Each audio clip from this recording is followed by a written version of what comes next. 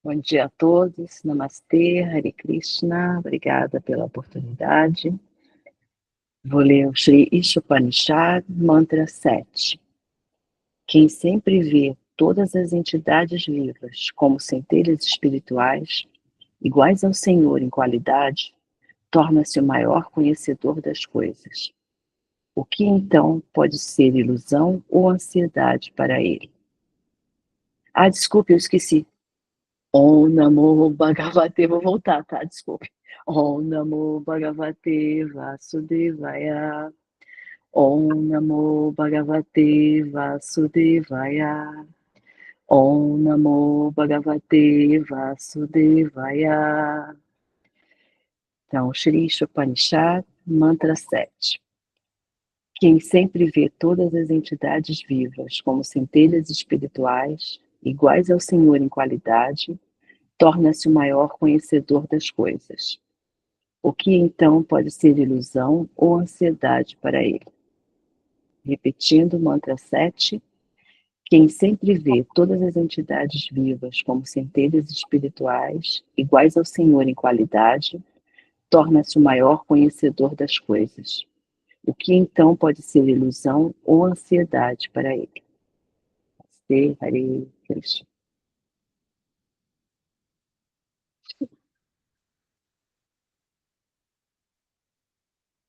Om Bhagavata Chimirandhasya Gyananjana Shalakaya Chakshurum Militam Yena Tasmai Sri Gurave Namaha.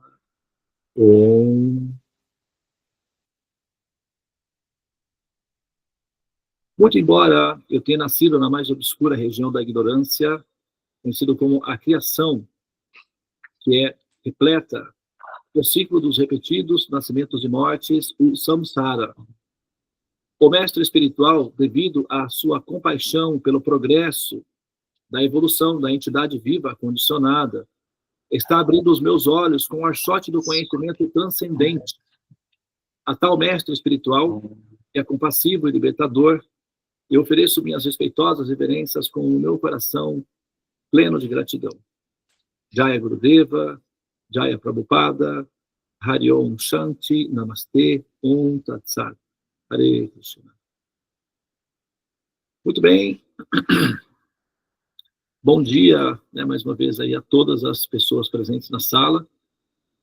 Parabéns, né, por essa conquista, esse passo importante, né, na sua evolução, no seu caminho, disciplina. Sadhana é o caminho do mestre, o caminho dos sábios. Então, parabéns, tá, por ter aderido no seu coração a esse ato de lucidez consciente. Obrigado, Cristina, pela sua cooperação, né, o seu seva aí para a comunidade. Olha só, em se tratando desse verso aí, né? Vamos lá. É o verso 7.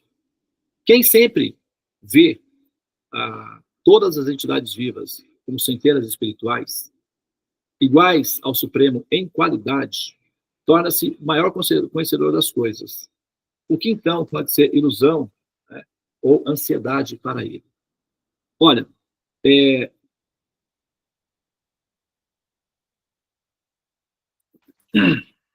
uma vez, uma pessoa se aproximou de Jesus e fez o seguinte questionamento. Mas você é muito prolixo. São tantas histórias, parábolas. Você enrola muito. Por que você não fala diretamente? Por que você conta histórias? Fala em parábolas. Por que você não fala diretamente o que você quer dizer? Ele respondeu assim: eu faço para aqueles que entenderem, me compreendam. E para que aqueles que não me compreendem, não entendam. Depois ele disse: conhecereis a verdade, e a verdade vos libertará.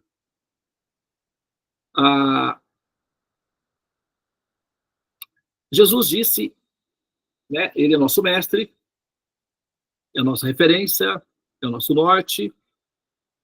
Todo mestre autêntico reconhece outro mestre autêntico.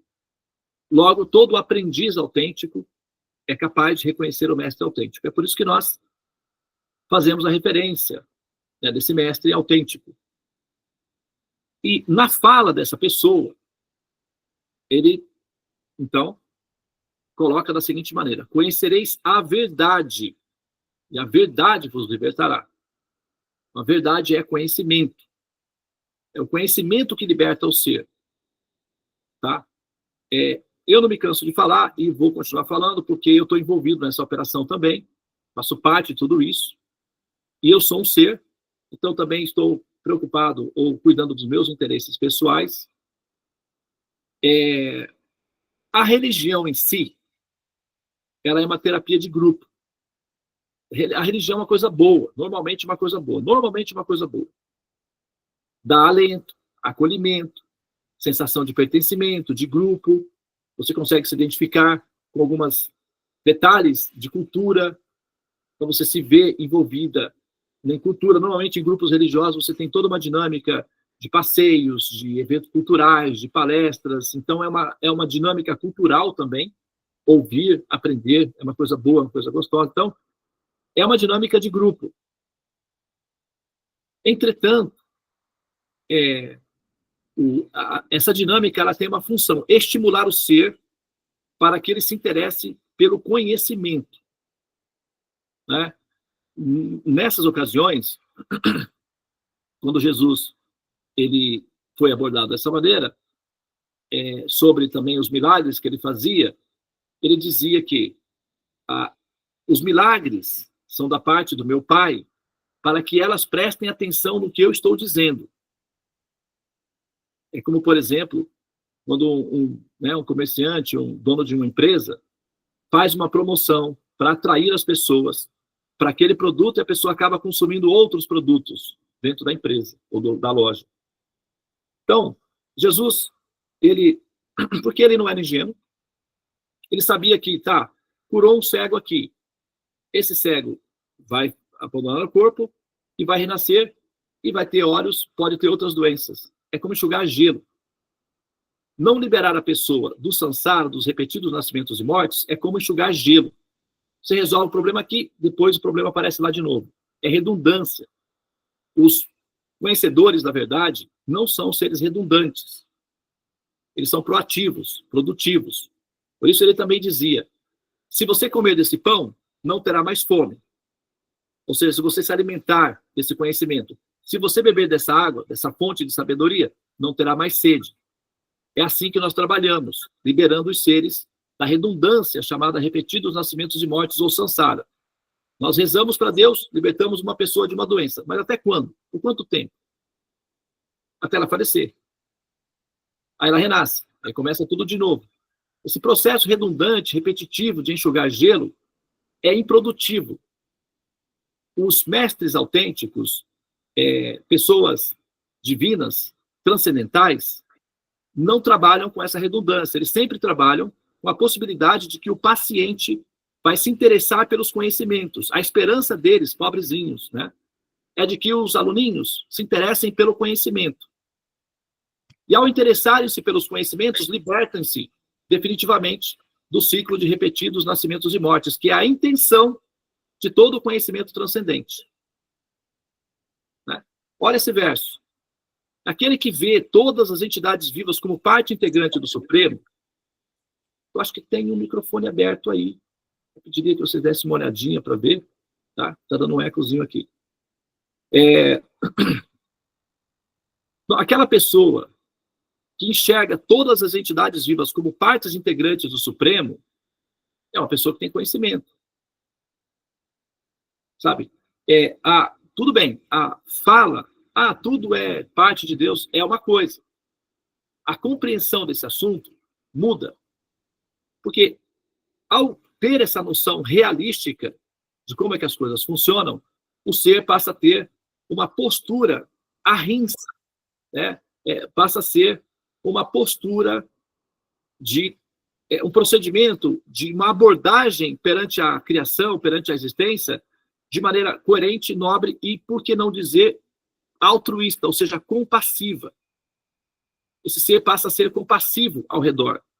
Ele deixa a fase de egocentrismo, de explorar os demais para benefícios pessoais, porque essa intenção de explorar os demais para benefícios pessoais tem a ver com o condicionamento da alma de ser o senhor, o controlador da natureza.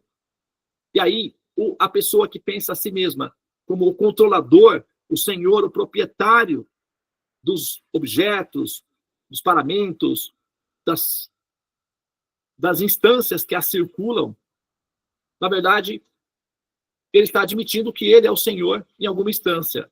Então, ele já não está mais conectado com a realidade de que todos os seres fazem parte de uma rede única que é o absoluto. E a outra entidade viva deve ser vista como sendo sagrada. Por isso que nós fazemos Namastê.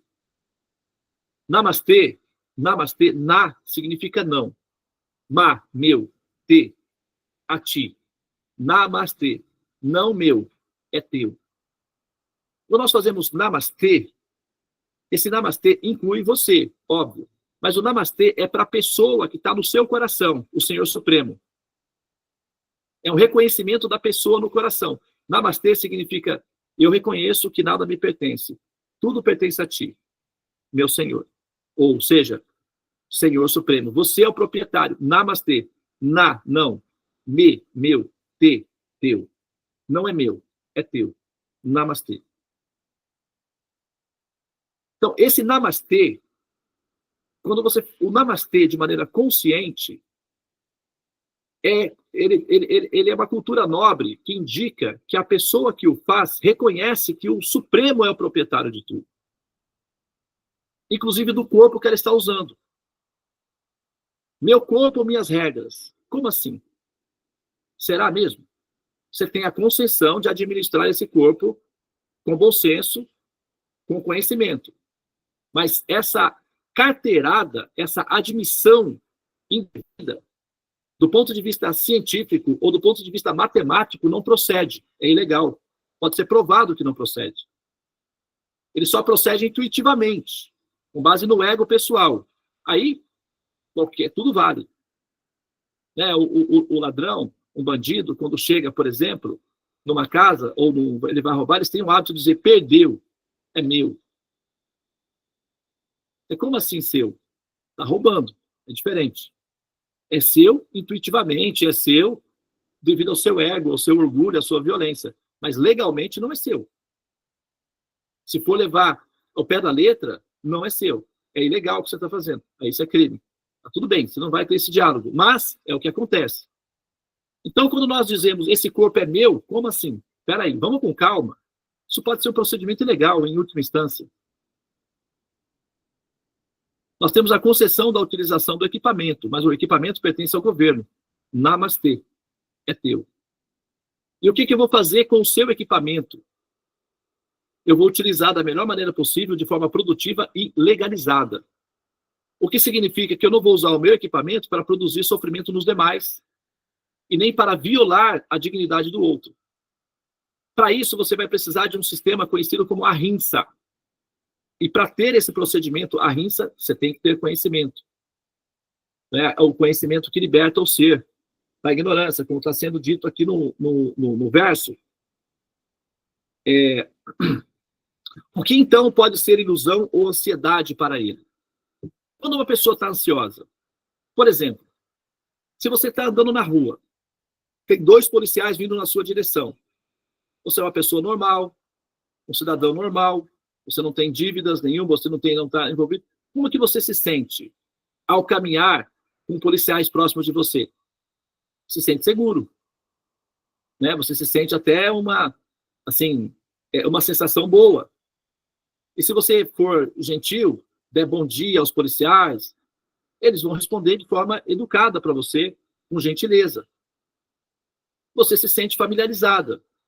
Agora, se a posição é outra, se você está em dívida, sendo procurada, de alguma forma, procurado pela justiça, então, ao avistar um policial, dá ansiedade. Então, se nós estamos sendo procurados pelas leis do karma, a ansiedade é uma constante natural na nossa vida. Nós estamos em ansiedade, o medo em ansiedade. Por quê? Estamos sendo procurados pela polícia, que é a lei do karma. E da ansiedade. Agora, por que estamos sendo procuradas? Infrações. Que tipo de infração? Declarar que uma propriedade que não te pertence. É uma infração. Então, essa infração de pensar que as coisas são minhas, de que eu me pertenço, de que meu corpo me pertence, que meus filhos me pertencem, que as minhas propriedades, aquilo que eu tenho como minha concessão me pertence, causa ansiedade. Dá medo. Sutilmente. Então, a forma correta de entender é que tudo pertence ao Supremo. E entender, ninguém é o centro do universo, assim é melhor o prazer. Você verá que é mesmo assim, a história não tem fim, continua sempre que você responde sim. Então, sempre que você admite sim, é meu, a ansiedade está presente. O condicionamento está presente. Continua sempre que você responde sim, é meu, volta de novo onde? No samsara, de volta para a cela. Continua sempre que você responde isso. Agora, os Vedas, o conhecimento védico é libertador. Ele está dizendo, filhinho, filhinha, para, não faz isso. Não é bom para você essa posição da ansiedade, da medo, da ilusão. Compreenda as coisas como elas são. Compreenda essa verdade. Essa verdade é libertadora. Ela te libertará de quê? Da ilusão, da ignorância, das celas, dos repetidos nascimentos e mortes. Aquele que comer desse pão, aquele que se alimentar dessa sabedoria, aquele que beber dessa água, aquele que estiver predisposto a absorver essa substância, se liberta do renascimento e da morte, e de todas as doenças. Então, o que pode ser ilusão ou ansiedade para essa pessoa que sabe, na sua intimidade, que está saindo da prisão, que está se libertando de todas as doenças e sofrimentos da existência. Conhecimento é a esperança deles, pobrezinhos. Nós já os derrotamos tantas vezes, né? Eles já tentaram tantas vezes e nós fomos vitoriosos sobre eles. E a prova disso é o espelho. Quando você olha no espelho, está ali a prova de que nós somos vitoriosos sobre os sábios. Os vencemos. Os derrotamos. Só que o efeito colateral é permanecer na cela. Então a ideia é se interessar pelos conhecimentos. Essa é sempre a ideia deles. Então vamos cooperar. Pobrezinhos, se esforçam tanto. Né? Então essa é a função de nós aprendermos conhecimentos superiores para que nós possamos nos tornar seres autolimpantes, sem ansiedades, sem ignorância, sem ilusão, cooperativos, compassivos, inclusive para com o Supremo. Ensinando as outras a terem essa mentalidade pacífica, sem inveja. Ok? Procede? Muito bem. Então, seguimos. Namastê, Hare Krishna, Krishna Krishna, Hare Hare, Hare Rama, Rama Rama, Hare Hare. Ó energia suprema, amor divina, ó Mahamantra, libertador do ser, desperta-me, eleva-me, envolve-me, protege-me. Hari Om, Shanti, Namastê, Om Tat Sat, Hare Krishna.